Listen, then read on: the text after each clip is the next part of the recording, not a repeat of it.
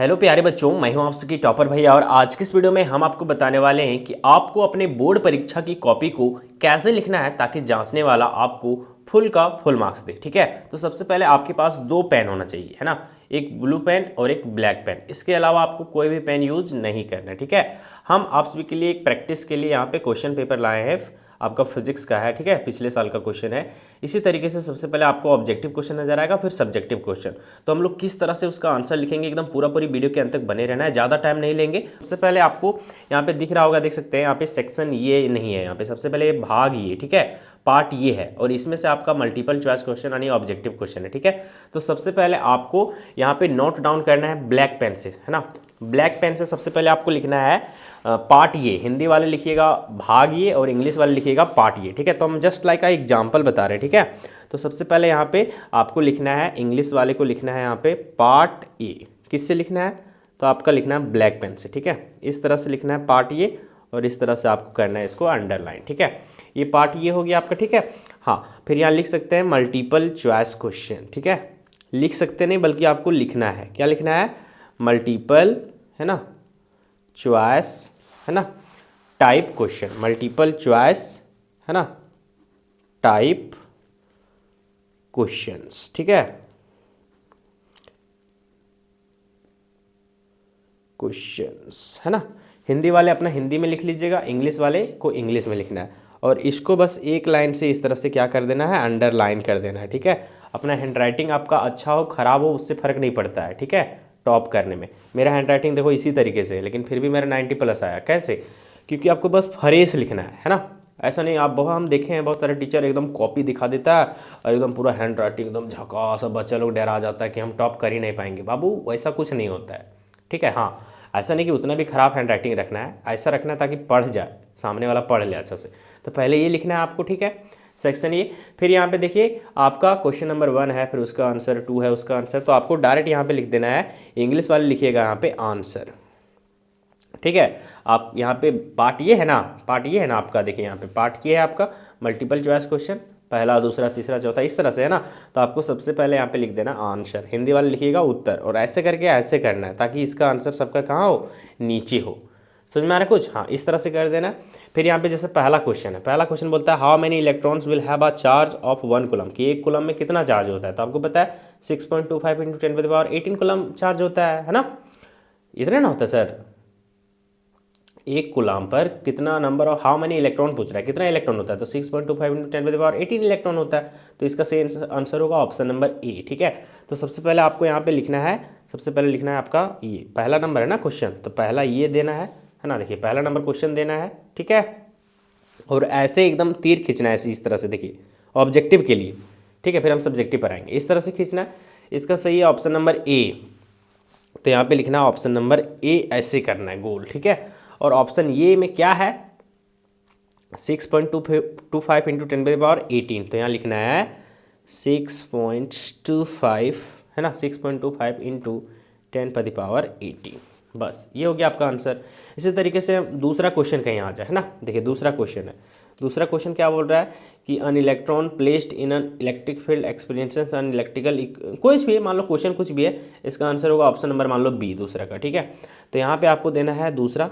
ठीक है, इस तरह से तीर खींचना है और इसका सही आंसर है आपका ऑप्शन नंबर कौन सा, तो बी है मान लो, तो यहाँ पे देना है आपका ऑप्शन नंबर बी। ठीक है, ऑप्शन नंबर बी देना है और यहाँ पे लिखना है आपका जो आंसर है आपका mg/e।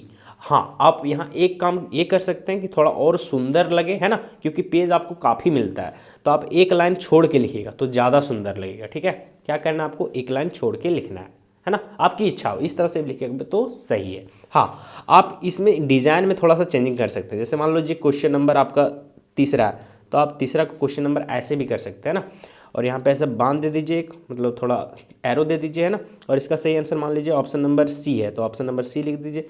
यहाँ पे कुछ भी है, मान लो उसका 7.5 आ रहा आंसर, तो 7.5 लिख दीजिए, है ना, इस तरह से।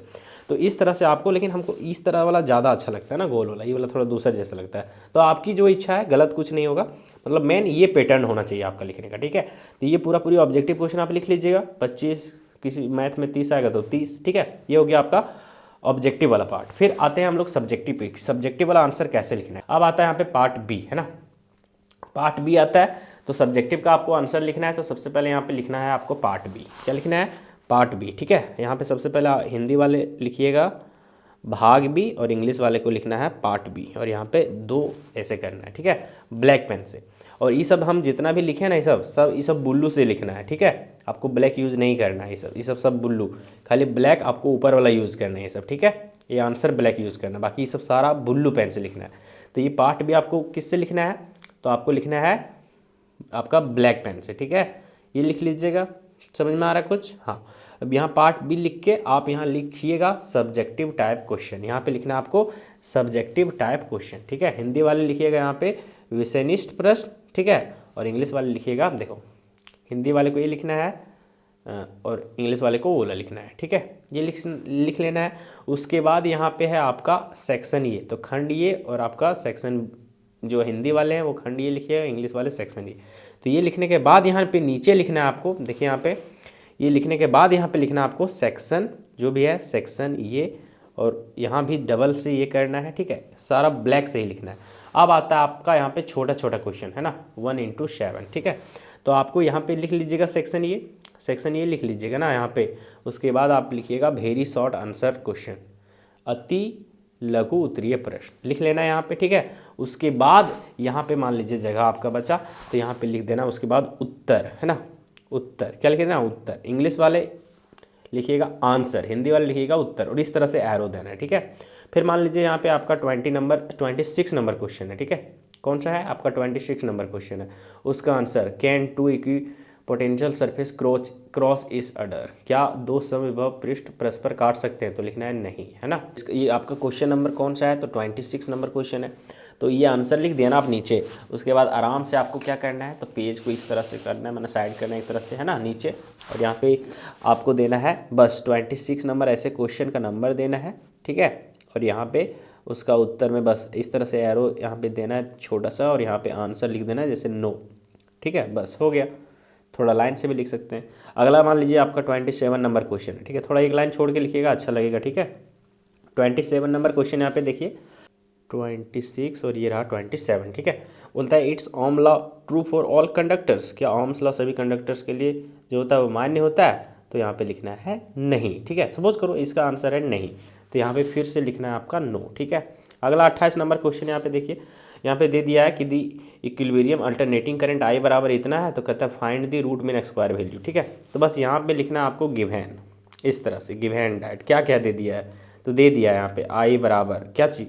तो 15 साइन, इस तरह से, मैंने कुल मिला के आपको इस तरह से नंबर देना है और आगे आंसर लिखते हुए जाना है। ठीक है, अपना जिस तरह से हैंड राइटिंग होगा उस तरह से लिखना है ना। हाँ, आपको मन करेगा भैया हम इधर एरो नहीं दे, तो इधर वाला सब्जेक्टिव वाला में एरो नहीं दीजिएगा, तो और अच्छा लगेगा आपको, है ना। एरो थोड़ा सा ख़राब कर देता है आपको। ठीक है, तो बस पहले आपको उत्तर लिख लेना है, आंसर लिख देना ऊपर में, यहाँ बार बार आंसर नहीं लिखना है, अच्छा नहीं लगता।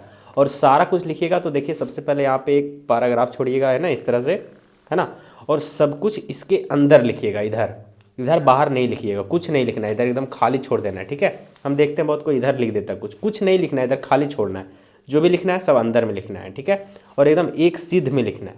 ठीक है, तो बस इस तरह से पेपर लिखना है, बहुत ज़्यादा समय लेंगे नहीं। ठीक है, और एकदम बेस्ट ऑफ लक, आप सभी का एग्जाम बेहतरीन जाए, आपका भाई आपके साथ खड़ा है। ठीक है दोस्तों।